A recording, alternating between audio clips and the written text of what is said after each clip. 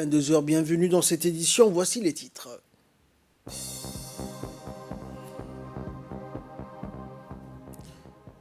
Le ministère de la Santé, l'IGAD et le Fonds mondial ont encore organisé un atelier sur la demande d'extension de la subvention contre la tuberculose. Et en Ouganda, le gouvernement a suspendu les activités de 54 ONG pour non-conformité. Bonsoir à toutes et à tous, bien sûr. Le Fonds mondial et l'IGAD, en collaboration avec le ministère de la Santé, ont organisé un atelier de validation de la demande d'extension de l'intervention multipays de la lutte contre la tuberculose ainsi que chez les réfugiés vivant dans les pays membres de l'IGAD. Cet atelier s'est tenu donc du 19 au 20 août dernier au Djibouti Palace Kempinski. L'atelier qui a vu la participation du secrétaire exécutif de l'IGAD, Workene Gebeyuhu, et du secrétaire général du ministère de la Santé, Dr Saleh Baloita. Durant ces 2 jours, toutes les parties prenantes dans le domaine de la lutte contre la tuberculose des pays membres de l'IGAD et les agences pour les affaires des réfugiés ont eu des discussions sur la continuation de la validation de la demande de subvention qui débutera en avril 2022 et qui se poursuivra jusqu'en mars 2025. Cette consultation relative à la demande d'extension avait pour but d'acquérir une compréhension commune des changements ou des changements mineurs et de discuter également des interventions actuelles de la subvention à maintenir dans le domaine d'extension. Et le secrétaire général du ministère de la Santé, Dr Saleh Baloita, qui a pris la parole durant cet atelier, il a souhaité donc la bienvenue à tous les participants et a souligné également que la collaboration entre les différents pays de l'IGAD était indispensable dans la lutte contre la tuberculose. On l'écoute. Comme vous le savez, la collaboration entre les différents pays de l'IGAD est indispensable pour la lutte efficace contre les maladies infectieuses. Dans ce but, depuis 2017, le ministère de la Santé travaille avec l'IGAD à la mise en œuvre de programmes de lutte contre le VIH et la tuberculose dans les sites et villages des réfugiés et les autres zones transfrontalières. Aussi, grâce à la subvention de l'IGAD, nous avons pu renforcer les capacités de services de base communautaires tels que les soins communautaires de la lutte contre la tuberculose. Le ministère de la Santé et l'IGAD a mis également en place, en septembre 2020, 2 sites entre les 2 pays, côté Djibouti, au niveau de Yoboki et de Holhol, qui sont des localités limitrophes avec l'Éthiopie et la Somalie. Le but de ce comité est de suivre les patients tuberculeux au-delà de nos frontières. En général, la collaboration et le partenariat avec l'IGAD sont bons et doivent être maintenus dans l'intérêt de la population, notamment transfrontalière. Le ministère de la Santé et le CCMI de Djibouti se sont engagés à soutenir la mise en œuvre de l'intervention multipays contre la tuberculose parmi les réfugiés de notre région. C'est pourquoi nous participons pleinement à toutes les consultations entreprises pour élaborer la demande de continuation de la lutte contre la tuberculose. Nous pensons que la demande de continuation nous donnera l'opportunité d'intensifier nos interventions dans les sites de réfugiés et de compléter les efforts nationaux.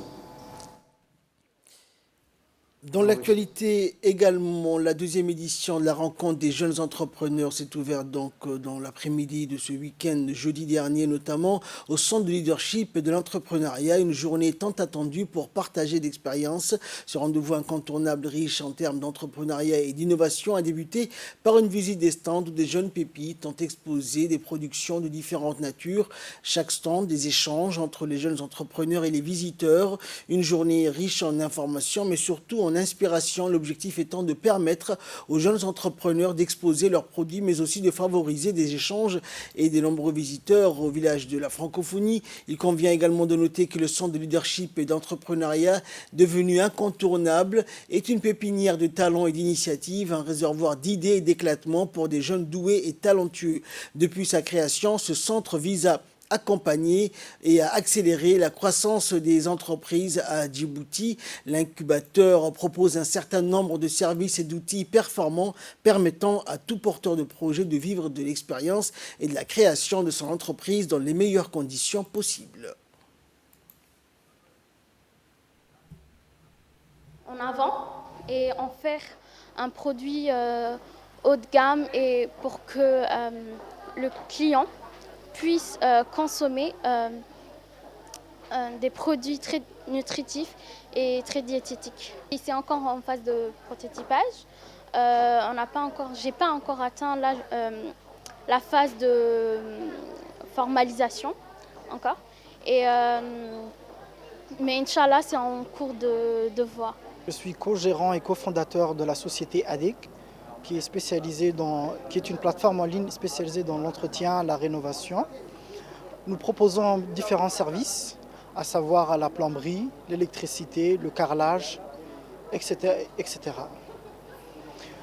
Je suis incubé au Clé, je fais partie de la première cohorte.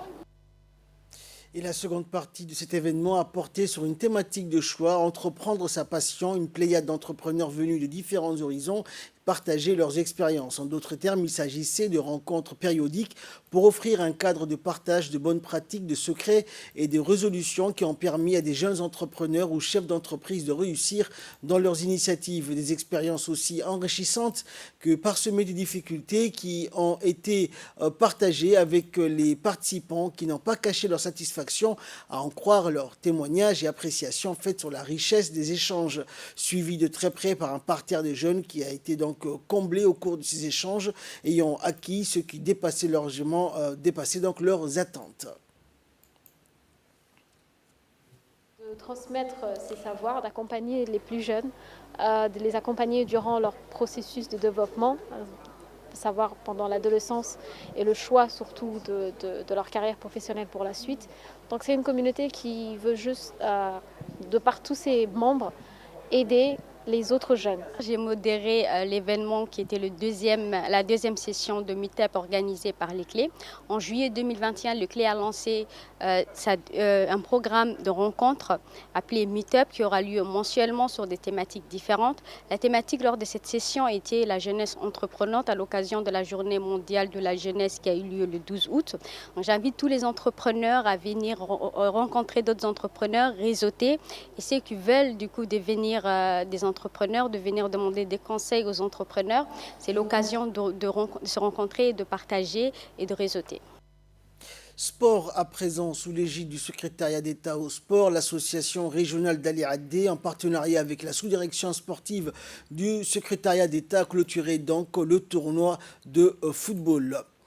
Plusieurs donc placés sous le signe de l'intégration et de l'unité, le tournoi s'est déroulé pendant un mois et regroupé pas moins d'une dizaine d'équipes composées de jeunes locaux et de réfugiés. C'est devant une pléthore d'invités et un engouement et grandissant du public local que les deux meilleures formations du tournoi, l'équipe locale et celle des réfugiés, ont offert un spectacle.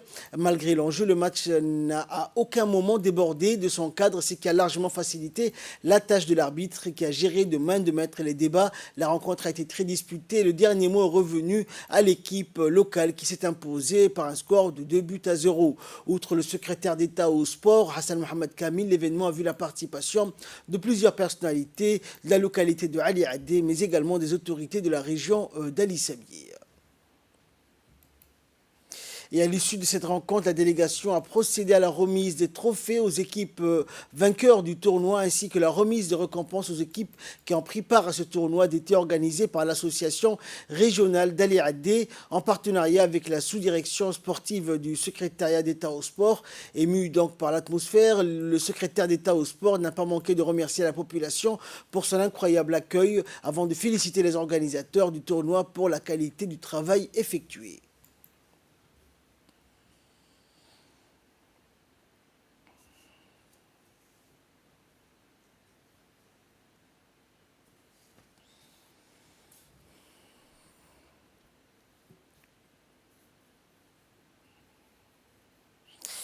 Au terme de 5 jours d'intenses travaux, la formation destinée à renforcer les connaissances des personnes chargées de lutter contre les invasions de criquets pèlerins s'est clôturée ce week-end à la Palmeraie d'Ali Sabié. La clôture de cette formation a vu la participation du préfet de la région, des représentants de la FAO et plusieurs cadres et techniciens du ministère de l'Agriculture. Cette formation, atelier de formation des formateurs sur les techniques de prospection, de lutte et de suivi environnemental et sanitaire du criquet pèlerin est un témoignage de la coordination de tous les acteurs et la mise en synergie des activités pour un meilleur impact. Il contribuera également à la mobilisation des communautés afin de sensibiliser les populations à l'impact de ces infestations et de criquets pèlerins et d'organiser la riposte pour renforcer durablement la résilience des communautés agropastorales vulnérables à ce fléau et mieux gérer également une éventuelle crise acridienne afin de réduire significativement ses effets dévastateurs. Fait divers à présent, dans le cas des actions de lutte contre la contrebande, la police nationale détachement d'Ali Sabié, en collaboration avec les éléments de la douane d'Ali Sabié, a intercepté, à proximité donc du chef-lieu d'Ali Sabié ville, une importante quantité de marchandises de khat de contrebande. La marchandise saisie, composée de 35 sacs de khat, soit 2700 kg. Cette cargaison illicite estimée à 3 millions de nos francs. Le chef du détachement de la police nationale d'Ali Sabié, le commandant Mahdi Omar, depuis le début de cette nouvelle année, mène des opérations de fouille et de contrôle aussi bien à l'intérieur qu'à l'extérieur de la ville pour lutter contre ces formes de trafic illicite. Les policiers et les douaniers qui ont collaboré donc à la réussite de cette opération ont donc incinéré par la suite sur place l'intégralité de la marchandise saisie. Page nécrologie pour clore l'actualité nationale. C'est avec consternation que nous avons appris le décès survenu donc jeudi à Nairobi de feu Ismail Assoué-Bouh.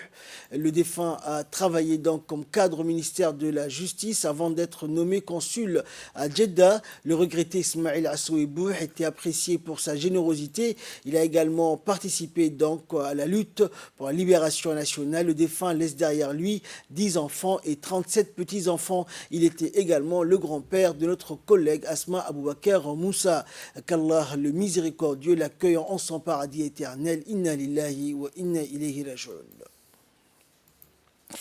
Actualité internationale à présent. En Ouganda, le gouvernement suspend les activités de 54 ONG pour non-conformité.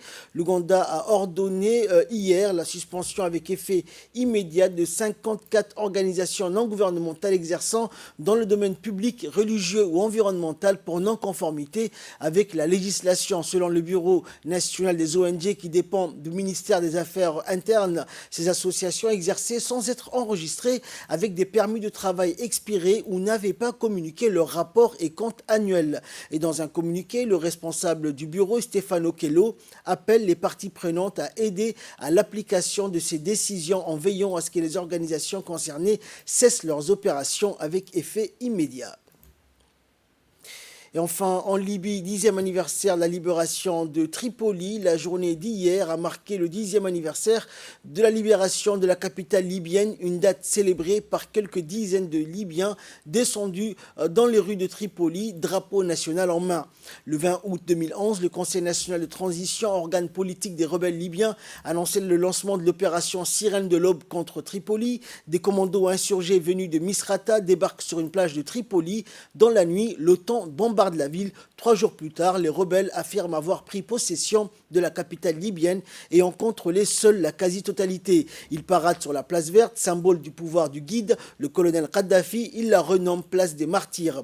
Les événements de 2011 ont plongé donc le pays dans le chaos et des années de lutte intestine entre milices. C'est la fin de ce journal. Merci pour votre très aimable attention. Restez avec nous. Le programme continue sur Télé Djibouti.